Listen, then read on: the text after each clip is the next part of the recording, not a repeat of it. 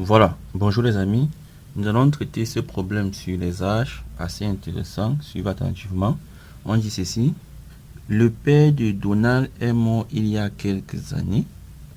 De son vivant, quand il avait l'âge qu'avait Donald à sa mort, virgule, Donald avait 5 ans. Et quand Donald aura l'âge qu'avait son père à sa mort, virgule, son père aurait eu 65 ans s'il était encore vivant. Question. À quel âge est mort le père de Donald? Donc les amis, on va faire une dernière lecture et en expliquant chaque séquence du texte. Donc le père de Donald est mort il y a quelques années. Première phrase à expliquer. De son vivant, quand il avait l'âge qu'avait Donald à sa mort, Donald avait 5 ans. Qu'est-ce que ça veut dire? Dans la première phrase, signifie quoi? Ça signifie que par exemple, si le père est mort à 60 ans et que Donald avait 20 ans, ça signifie que lorsque le père avait l'âge que Donald a à sa mort, c'est-à-dire lorsque le père avait 20 ans, Donald avait 5 ans. Et on continue en disant, et quand Donald aura l'âge qu'avait son père à sa mort, c'est-à-dire quand Donald aura 60 ans, l'âge de son père à sa mort, son père aurait eu 65 ans s'il était encore vivant. C'est-à-dire son père aurait eu 65 ans. C'est un peu ça. Donc, on va traduire cela correctement. Donc pour traduire ici, on va mettre Donald et son père là, les deux individus. Ici les différents espaces temporels. Quels sont les différents temps que nous avons? Nous avons le moment où le père meurt, donc la mort du père, à la mort du père. On a un temps avant où Donald a 5 ans. Donc on met Donald à l'âge de 5 ans. Et enfin, le père, s'il avait eu 65 ans. Voilà les trois instants que nous avons dans notre énoncé. Donc on va bien expliquer cela, ne vous inquiétez pas. Donc, à la mort du père, supposons qu'on appelle X l'âge du père, c'est ce qu'on cherche. Donc soit X l'âge du père à sa mort. Donc soit X l'âge du père à sa mort, on met ici X. Et Y l'âge de Donald à ce moment-là. Très bien. Donc, le père en mourant, le père meurt à l'âge de X. À ce moment, Donald a Y. Maintenant, la période précédente. Maintenant, avant, lorsque Donald a 5 ans, le père avait l'âge de Donald à sa mort. Quand le père meurt, Donald a Y.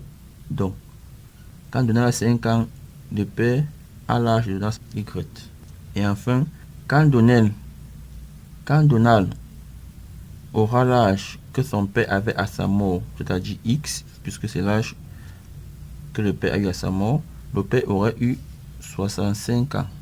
Donc je reprends. Le père est mort à X ans et à ce moment, Donald a Y ans. De son vivant, quand il avait l'âge qu'avait Donald à sa mort, Donald a Y, c'est-à-dire ici, quand il avait Y, l'âge de Donald à sa mort, Donald avait 5 ans. Et quand Donald aura l'âge qu'avait son père à sa mort, son père est à X. Donc quand Donald aura X ans, l'âge de son père à sa mort, son père devra avoir 65 ans. Voilà le tableau que nous avons. Et on a une constante ici, c'est laquelle? C'est qu'à chaque fois, l'écart entre les âges ne change pas. On est d'accord? Quand le père a Y, Donald a 5, la différence est la même. Quand le père meurt, il a X, Donald a Y, la différence des âges ne change pas. Et si on suppose que le père n'est pas mort, entre guillemets, donc à 65 ans, la différence d'âge entre les deux ne change pas. 65 moins X. Qu'est-ce qu'on dit ici? Si deux enfants ont respectivement 10 ans et 20 ans, Quand celui-ci aura 37 ans, celui-ci aura forcément quel âge? 47 ans. Et la différence d'âge est constante. Quand celui-ci aura 65 ans, celui-ci aura toujours 10 ans de plus, à savoir 75 ans. Voilà pourquoi à chaque fois la différence. On a donc ici 20 moins 10, 47 moins 37, 75 moins 65. Dans la différence entre les deux, puisqu'il s'agit de deux personnes, la différence d'âge entre deux personnes ne change pas. Voilà pourquoi on a y moins 5 est égal à x moins y égale à 65 moins x. Ici, on est à la mort du père. Le père a x, donnant la y, on a la différence. Ici, donnant avait 5 ans, le père avait y, on fait la différence. Et ici, si le père avait 65 ans, donnant aurait x, on fait encore la différence. On a dans le système suivant, x moins y égale à y moins 5, ça égale à ça, et x moins y égale à 65 moins x. On a donc ce système qui équivaut encore à, j'envoie ici y au premier membre, ça me donne x moins 2y égale à moins 5. J'envoie ici x au premier membre, ça me donne 2x moins y égale à 65. Ce qui équivaut encore à, j'ai fait ici fois moins 2, ça fait moins 2x plus 4y égale à 10. Et ici, je ne change rien. Je fais la somme membre par membre.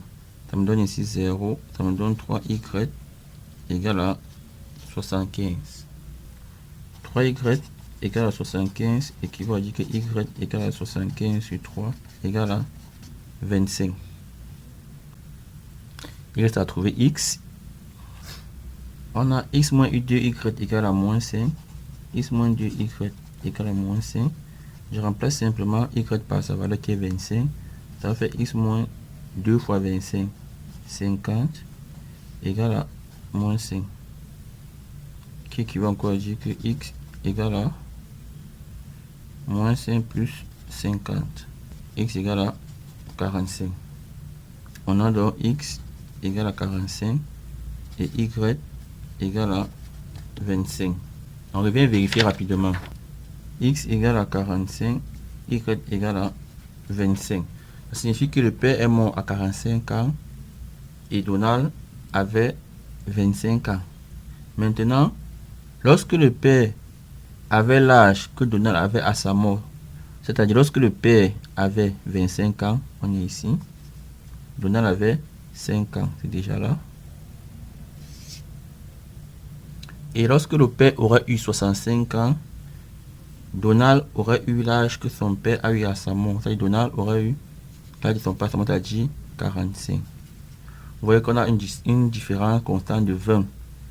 Donc à la mort, le père 45, Donald 25. La différence est de 20 ans. Lorsqu'il avait 5 ans, le père 25 ans, différence 20 ans. Et si le père ne mourrait pas, lorsque Donald aurait eu 45 ans, le père aurait eu 65 ans, différence encore 20 ans.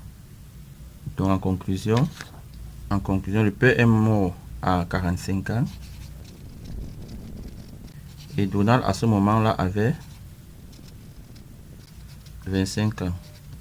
Voilà les amis, c'était tout pour cette vidéo, c'était assez intéressant. J'espère que vous avez apprécié, que vous avez aimé. Abonnez-vous à la chaîne, partagez et on se donne rendez-vous à très bientôt pour de nouvelles vidéos. Ciao, bye, bye.